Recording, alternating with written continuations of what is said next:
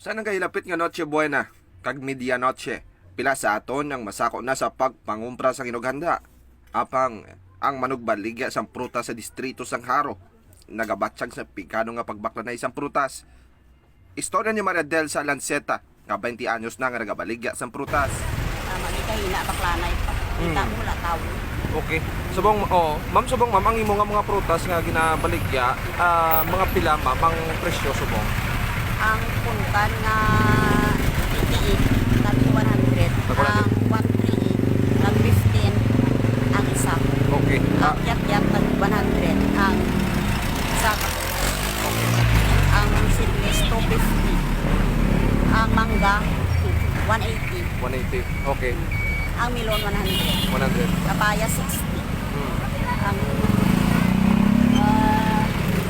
lemon Lemon. na 20. Mag 20 ang kit. Okay. Ang orange tatlo 100. Tatlo 100. Okay ma'am. Subong ma'am ang imo nga baligya. Di kompleto siya ma'am no. Pila gani nang 13 fruits ma'am no. Okay sa mag New Year gid siya. Kompleto diri ma'am. Kompleto gid. Okay.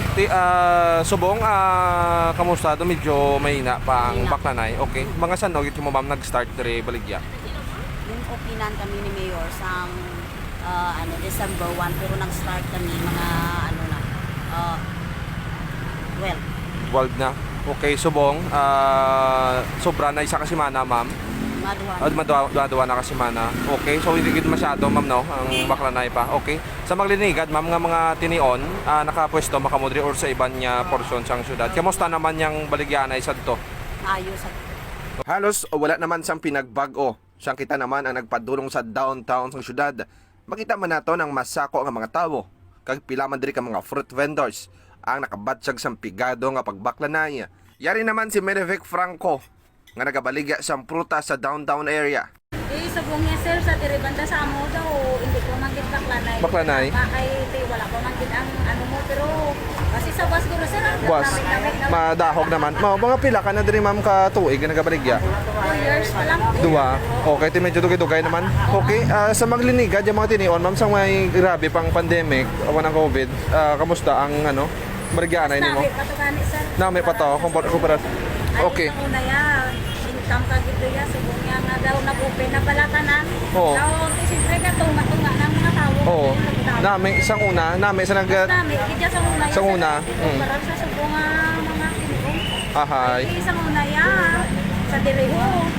Ano pa lang ya daw, ano pa lang pag-umpisa bala sa baligyan. Baligyanay subong. Dagdamo na ya among pinta. Ahay, subong nga do ano gid. Pinta ba bala. Okay. Tapos makabinta ka man gila. Ahay, okay. Ma'am, ahay, tigani. Importante na bisan gamay may ara may ginain ka ma. Reaksyon naman ni Japet sa pagbaklanay sang prutas subong nga holiday season. Okay, but sir, medyo gamay pa man ang baligya. Ang gabakal kaya sa buong sa mga product. Pero makakaya ka na. Dapat Okay. gabakal. Sang sir, sa nagligad yung mga tinion, kamusta yung baklanay maayo to, dahog? Gamay lang medyo. Gamay lang gabakal sir. Kaya pa man na medyo sa mga tao. Subong. Subong, Ya. Damo naman yan nagabinakal. Okay. Dugay na kamo di sir nagapwesto dere sa kaya na sir. 20 na ito eh. Mao, tibata ka patuloy sa to. Himo sa mga lula kag nanay mo pagali.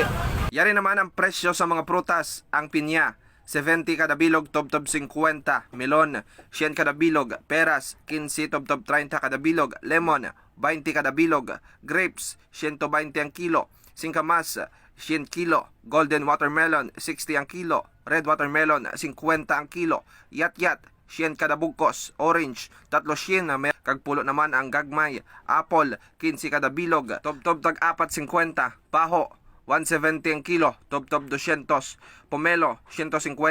Dalandan, 120 ang kilo. Bayabas, 150 ang kilo. Babana, 100 kilo. Kag ini naman si Kabistadong Aaron Refoyo. Basta balita ang serbisyo publiko, Radyo Bistado.